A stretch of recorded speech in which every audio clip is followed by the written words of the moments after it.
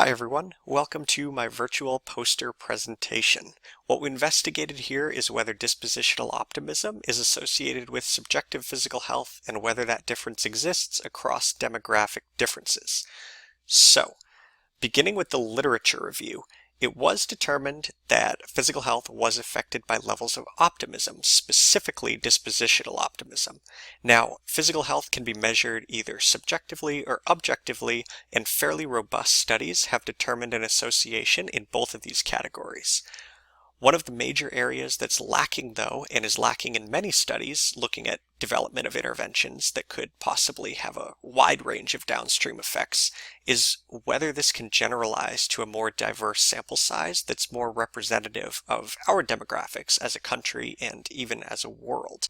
Unfortunately, many of the studies reviewed were quite homogeneous in their sample size.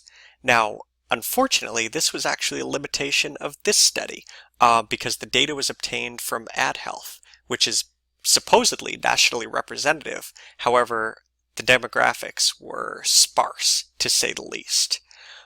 Nevertheless, some of the questions on there were excellent. They were taken from the Lot R, which is the Life Orientation Test revised, and did include some reverse score items, which was great for validity.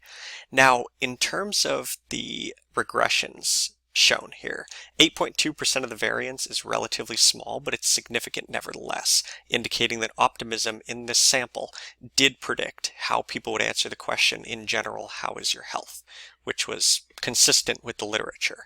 Now, in terms of demographics, which is really the interesting part here, some basic demographics were looked at to determine whether they may be explaining or carrying more of the effect. These included biological sex, the income of the household, and the highest level of education attained by the participant.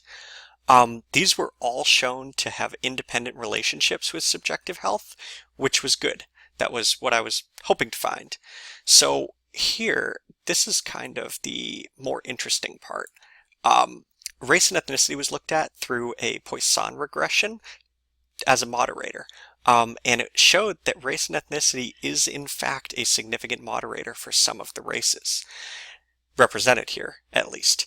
Now, some key takeaways here is that, consistent with the literature, dispositional optimism is associated with measures of subjective health. As mentioned, biological measures were precluded. That would make an excellent future direction, and I intend to explore that future direction with a more diverse and larger sample size spanning greater ages. Now, the interesting takeaway is that even given the limitations of this data set, significance still was found between races. What this shows us is that interventions targeting the development of dispositional optimism are going to need to figure out why this is different for races and whether dispositional optimism can be considered a protective factor regardless of your race, which according to these preliminary results may not be the case. So, more to come, and thank you for attending.